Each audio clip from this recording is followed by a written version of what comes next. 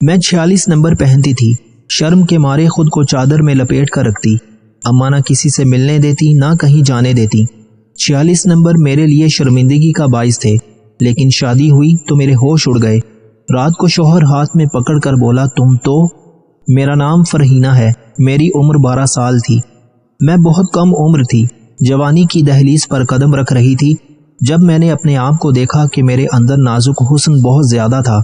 मेरी माँ और मेरी बहन भी मुझे बातें सुनाया करती थीं। छोटी सी उम्र में ही मुझे इतना बड़ा दुपट्टा दिया करती थी। मैं उस दुपट्टे को संभाल नहीं पाती थी और दुपट्टा अक्सर मुझसे इधर उधर गिर जाता था तो मेरी अम्मी मेरे मुंह पर थप्पड़ मारती और मुझे डांटती थी। मैं हैरान हो रही थी कि आखिर मुझे क्यों मार पड़ रही है, मैंने क्या किया है। मेरी और भी बहनें थीं, मैं अपनी बहनों में सबसे छोटी थी। जैसे जैसे मैं बड़ी हो रही थी मेरे जिस्म में कुछ तब्दीलियां आ रही थीं जो बहुत ही ज्यादा अजीब थीं। मैंने बाकी लड़कियों को ऐसे नहीं देखा था, कम से कम मेरी उम्र की लड़कियां तो ऐसे नहीं लगती थीं। अब तो मेरी अम्मी ने कपड़ों के साथ दुपट्टा नहीं बल्कि चादर बनाना शुरू कर दी थी। मैंने अम्मी से कहा कि मुझे गर्मी लगती है। अम्मी कहती थीं कि गर्मी गई भाड़ में, इस चादर से अपने आप को लपेट कर रखना, नहीं तो किसी दिन तेरे पीछे कोई मुसीबत हमारे घर में आ जाएगी। चांद रात पर मेरी सारी बहनें बाजार जाने का प्रोग्राम बना रही थीं। मैंने कहा कि मैं भी चलूंगी। उन्होंने कहा कि नहीं, इस वक्त बाजारों में बहुत रश होता है, इधर उधर के सारे लड़के आते हैं। मैंने कहा तो क्या हुआ, रश में तो मजा आता है। मैंने भी अपने लिए चूड़ियां और चीजें लेनी हैं। मेरी बहन ने कहा कि तुझे लेकर जाएंगे तो शहर के सारे लड़के तेरी तरफ देखना शुरू कर देंगे और हमें शर्मिंदा नहीं होना। तू घर बैठ, हम तेरे लिए सामान ले आएंगे। मैं अपने कमरे में चली गई और फूट फूट कर रोने लगी। जाकर आईने के सामने खड़ी हो गई, खुद को देखने लगी। मेरा क्या कसूर था अगर मैं ऐसी थी तो? बहुत से लोग होते हैं जिनके साथ इस तरह के मामलात होते हैं। किसी का कद छोटा होता है, किसी का कद जरूरत से ज्यादा लंबा होता है, तो किसी के जिस्म में चर्बी ज्यादा होती है और कोई बहुत ज्यादा पतला होता है। अगर मेरा नाजुक हुस्न था तो इसमें मेरा क्या कसूर था? मेरी अम्मी मुझे पसंद की कोई चीज भी नहीं खाने देती थी। मुझे इमली अचार खाने का बहुत शौक था, लेकिन वो ये सारी चीजें मुझसे दूर रखती थीं। वो कहती थीं कि पहले ही तूने अपना क्या हाल बना रखा है, अगर खट्टी चीजें खाएगी तो तू और भी भैंस बन जाएगी। अपनी अम्मी के मुंह से ये लफ्ज सुनकर मुझे अच्छा नहीं लगता था। एक दिन मेरी एक कजन ने मुझसे बहुत ही उल्टी बात कर दी। उन्होंने कहा कि जो तुम्हारा हाल हो रहा है ना, तुमसे कोई लड़का शादी नहीं करेगा। ये बात सुनकर तो मैं गुस्से से लाल पीली हो गई। उससे लड़ने के लिए खड़ी हो गई और मेरा दुपट्टा गिर गया। हम लोग एक कजन की शादी में थे। सब लोग मुझे देखकर हैरान हो रहे थे। लोगों ने मेरी अम्मी से सवाल करना शुरू कर दिया कि आप लोग सबसे दूर दूर रहते हैं, ज्यादा आना जाना भी नहीं करते, और इसको तो आप कभी भी कहीं लेकर नहीं जाती कि कहीं कोई ऐसा मामला तो नहीं है कि इसकी पहले शादी हुई है और आप लोगों ने किसी को बताया नहीं और ये तलाक लेकर वापस आ गई है। मेरी अम्मी ने कहा कि आप कैसी बातें कर रही हैं, मेरी बेटी की शादी नहीं हुई है, ऐसा कुछ नहीं हुआ। बस उस दिन के बाद से तो मेरी अम्मी ने मुझे किसी भी शादी में ले जाना ही बंद कर दिया। और ये वो उम्र थी जब शादियों में जाने का इंसान को बहुत ज्यादा शौक होता है कि तैयार होकर अच्छे कपड़े पहनेंगे, सबको देखेंगे, सलाम दुआ करेंगे, खाना पीना होगा। लेकिन मेरी अम्मी ने अब मुझे कहीं भी ले जाने से तौबा कर ली थी।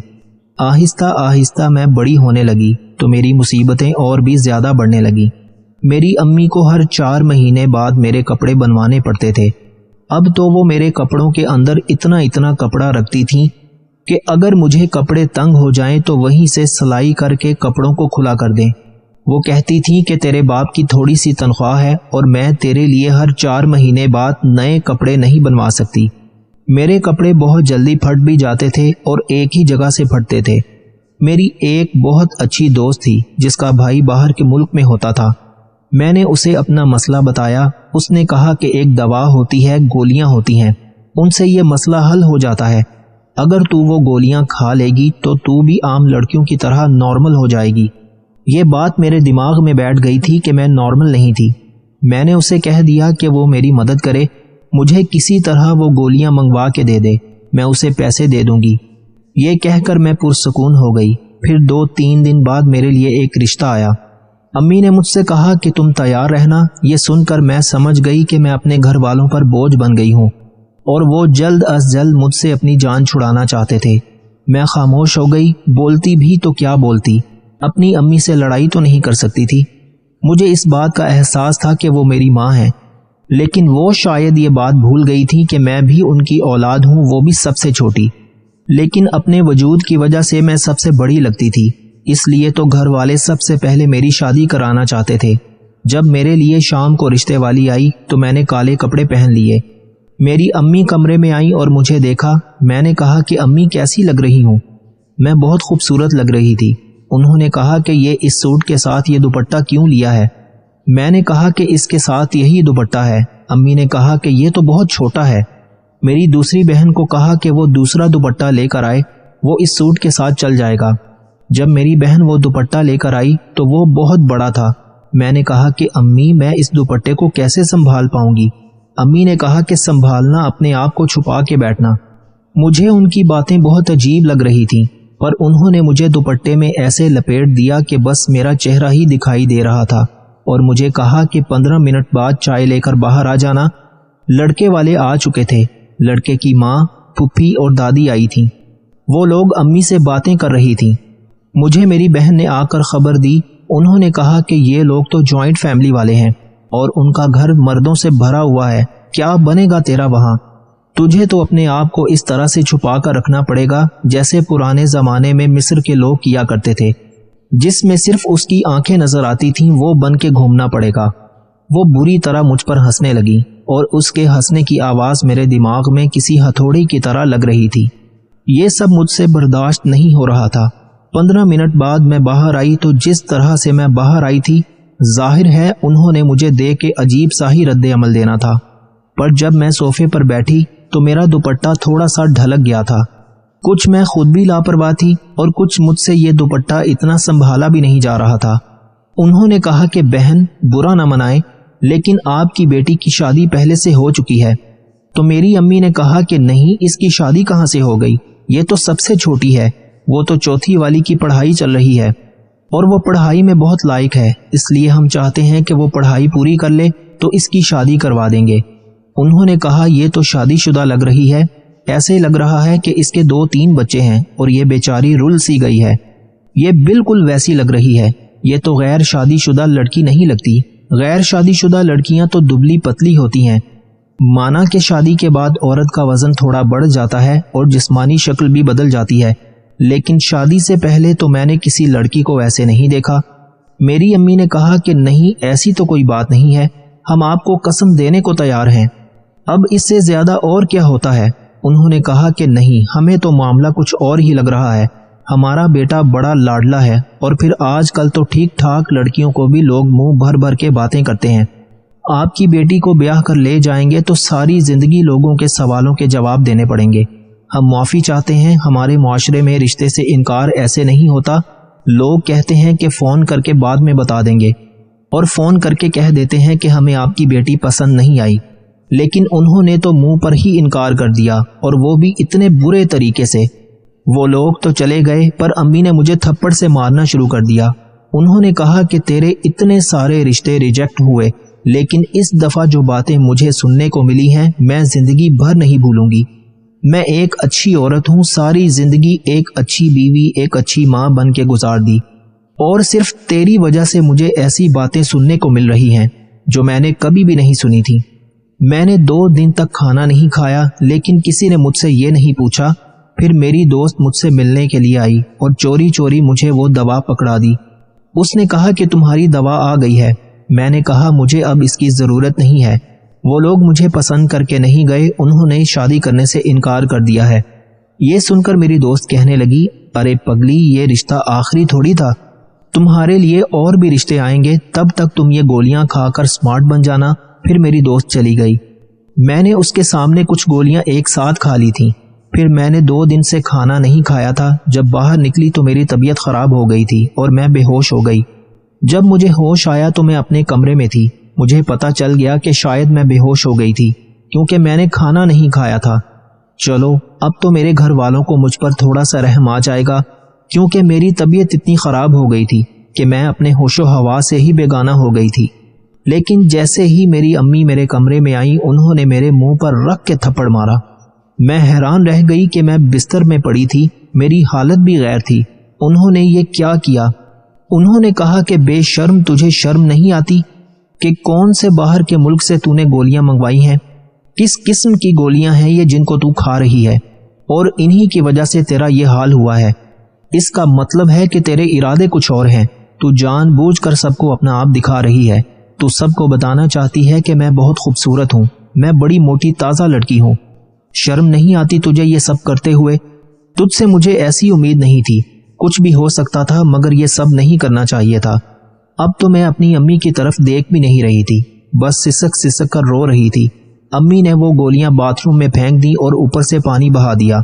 میں رونے لگی مگر امی نے مجھے دیکھا تک نہیں اور کمرے سے باہر چلی گئی۔ پھر اس بات کو کئی دن گزر گئے مگر سب گھر والے مجھ سے ناراض تھے۔ کوئی مجھ سے کھانا پینا بھی نہیں پوچھتے تھے، مجھ سے کوئی بات بھی نہیں کرتا تھا۔ ایسے لگتا تھا کہ میں نفسیاتی مریضہ بن گئی ہوں، پاگل ہو گئی ہوں میں۔ پھر میرے لیے ایک رشتہ آیا۔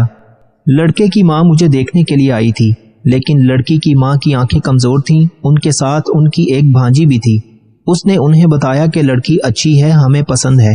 میں چپ چاپ بیٹھی تھی، میں نے کوئی بات نہیں بولی، اپنے آپ کو چادر میں چھپا کے رکھا تھا۔ میری بہنیں ہنس رہی تھی کہ اگر تمہاری ساس کی آنکھیں کمزور نہ ہوتی تو وہ کبھی بھی تمہارے لیے ہاں نہ بولتی، اور جو لڑکی ساتھ آئی تھی اس کی عمر تو کم تھی، اسے کیا پتا کہ تمہارے کیا حالات ہیں۔